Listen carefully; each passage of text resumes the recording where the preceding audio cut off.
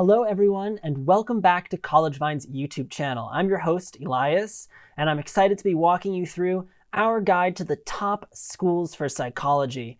Before we get started, just a reminder, if you haven't already, do subscribe to our channel. What are we going to be talking about today? Well, we'll do a brief overview of psychology. We'll talk about some things to keep in mind as you consider different psych programs. We'll be discussing research opportunities, course selection, and of course the importance of faculty accessibility. Finally, we'll go through our rankings here at CollegeVine. First things first, what is psychology? Well, according to the American Psychological Association, psychology is the study of the mind and behavior. This includes conscious and unconscious phenomena, as well as feelings and thoughts. And of course, you got to remember, psychology is a multifaceted discipline, including many subfields, not all of which, but many of which we'll touch on later. Psych is also one of the most popular and one of the fastest growing majors in the world, and people with psychology degrees have a plethora of career opportunities available to them, including, of course, therapy, psychiatry, clinical psych and the like, counseling, social work, but also much more than just that, right?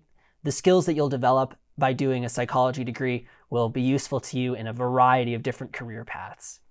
What kind of careers are open to people who pursue psych degrees? Well, of course, medicine, particularly if you're pre-med in addition to your psych degree, or clinical psych, but also the skills you develop through a psychology degree could be extremely useful for careers in business, law, media, education, and so much more. What are some paths for psychology majors who are interested in working in psychology or psychology adjacent fields ultimately? Well, of course, there's clinical psychology, which is, involved in the assessment and treatment of mental illness and abnormal behavior.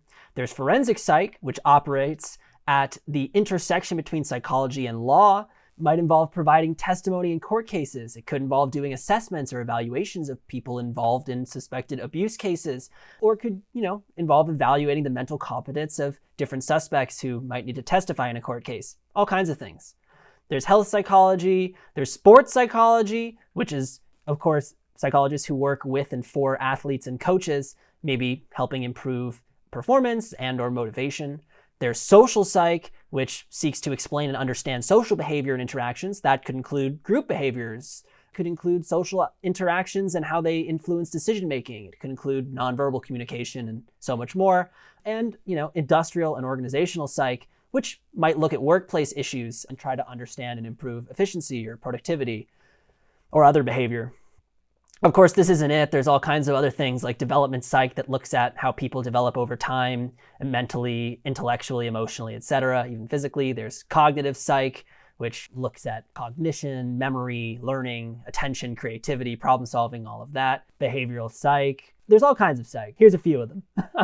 Here's some things to keep in mind when you consider different psych programs. First of all, the quality of a program goes far beyond its ranking, as shown in US News or Forbes or anything like that. You should also be looking to assess the opportunities for research. This is particularly important if you're someone who might be interested in getting a PhD in psych and doing psych research. Do remember that to work in certain psychology and psychology adjacent fields, including social work, mental health counseling, you don't necessarily need a doctorate. You could just get a master's and also maybe a couple years of fieldwork or supervised clinical work and then get your license. To be a licensed clinical psychologist or psychologist, you're going to need a doctorate, but you can also get a PsyD or a psychology doctorate, which focuses primarily on clinical stuff and not so much research. If you want that PhD, you're going to go a more research-related route. Of course, if you want to get a PhD in psychology or something related, doing a lot of research in undergrad is important. So you'll want to make sure that you're considering schools with opportunities for research, but also opportunities in research available specifically to undergraduate students, not just labs that employ a lot of graduate students, of course. Some other things you might consider are the interesting and unique electives a school offers, and also, of course, the nature of the relationship between faculty and students and how accessible those faculty are to students. Of course, you'll want to find a school that embraces the aspects of psychology that are most important and most interesting to you. So what about those research opportunities? Well, of course, different colleges have different kinds of labs. And if research is something that interests you, and of course, it should interest you if you want to go to graduate school, do choose a college that has labs that specifically explore the topics that are most interesting and most appealing to you. Of course, you'll also want to check accessibility. Many universities have lab space that's reserved for graduate students. Just make sure that if you're interested in doing research and pursuing possibly doctoral work in psychology, you'll want to make sure you attend a school that facilitates undergraduate research projects and opportunities. We've got some examples here. At Stanford, Professor Jian Tsai is running a psych summer research program called Culture and Emotion, and Professor Anthony Orsia is running a psychology research program called Development of 3D Vision. These are programs that you could participate in as a Stanford student in the summer to get some of that really all-important research experience. And I should say, research experience also comes in handy applying to any psych doctoral or master's degree program. It's just most important if you're interested in doing a PhD. What about at Yale? Well, Yale has its Mind and Development Lab with different different main interests, including disgust and humor, empathy and its limits, religious and spiritual belief. If doing research on these topics particularly interests you, well, this is an interesting program and an interesting lab opportunity for you. What about course selection? Well, of course, psychology is a large field covering a large range of topics. And you just should make sure that the prospective schools you're looking at, just make sure they offer courses that fit your particular interests. This could include required courses and also electives. What are some common intro courses? Introduction to development psychology or behavioral psychology or social psychology or cognitive psychology, all the kinds of psych that we discussed before. What about some electives? Well, Brown offers the psychology and philosophy of happiness. Columbia offers a specific course on abnormal behavior. Harvard, a really interesting course on fighting cancer with the mind. Swarthmore, one of our liberal arts colleges, multicultural psychology, and Williams, the psychology of love. Take a look at the course catalogs at various schools in which you might be interested and check out the kinds of electives they're offering. It doesn't mean that that elective will be offered every year or that, it'll still exist when you're a senior 4 or 5, 6 years from now, but it's, good to get a sense for what kind of courses and what kind of curriculum the given school is offering. What about faculty accessibility? Well, of course, psychology, it's a very popular and fast-growing major. It's a very large major at most schools, which can mean that it has a lower student-faculty ratio than the school's average in a lot of situations. Make sure that not all of your classes are going to be huge lectures. Ideally, you have some access to professors and you can make some important connections, find a mentor or two. You'll also want to see what resources are available. Mentorship is important. Seminars are also a great way to have direct access to faculty, right? In a seminar, it's going to be a small class, maybe a lot of discussion-based stuff. You'll actually get to know your professor.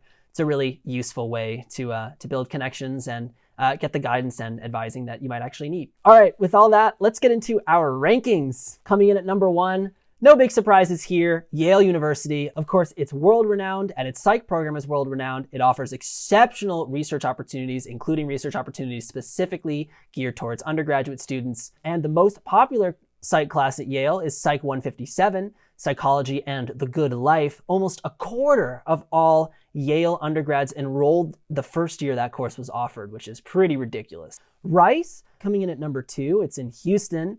One of the reasons that Rice's psychology program is so fantastic is because Rice is a member of the Texas Medical Center, which is a conglomeration of 60 medical institutions clustered together in Houston. And it's actually, apparently, the largest medical complex in the world. So that access to the Texas Medical Center means that Rice is able to offer its undergrad students in psychology excellent opportunities to pursue psychology-based research. Rice's psych program is broken into a few research interest groups. These include cognitive and affective neuroscience, industrial and organizational psychology, human factors and human-computer interaction, kind of an interesting subset of psychology. Most of these do include some interdisciplinary aspects, and all of these collectively provide a multitude of options for you to explore as you narrow down your interests in college.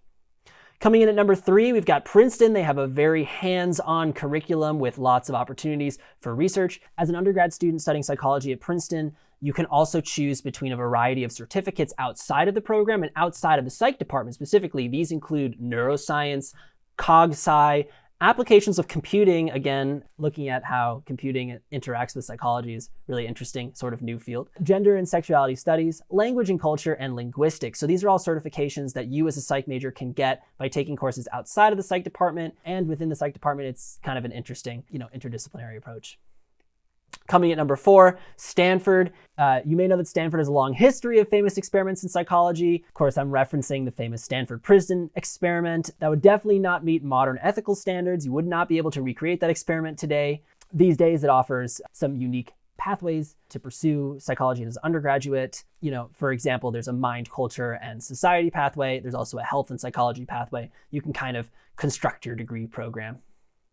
Coming at number 5, Harvard. Harvard's program, pretty easy to navigate, broken up into 3 simple tracks. The general track, where you just look at different general aspects of psych. Life sciences track, looking at psych from a life science perspective. You can also take some classes in biology and the like. And the cog-sci track.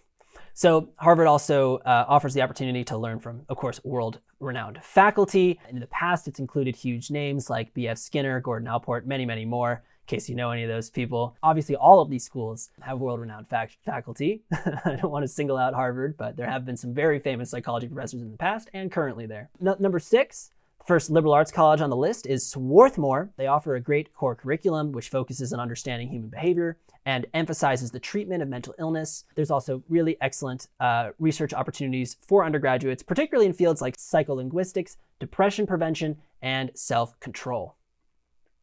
Coming in at number 7, Williams College. There are many dual concentrators there. They make it very easy for you to pursue psychology and something else. Something, for instance, you would not be able to do at Harvard, where the psych department does not do a joint concentration with other fields. Psych faculty at Williams also very involved in a large degree of interdisciplinary projects and programs, and those programs include cognitive sci, justice and law, and program in teaching, all kind of interdisciplinary approaches to psych and another field.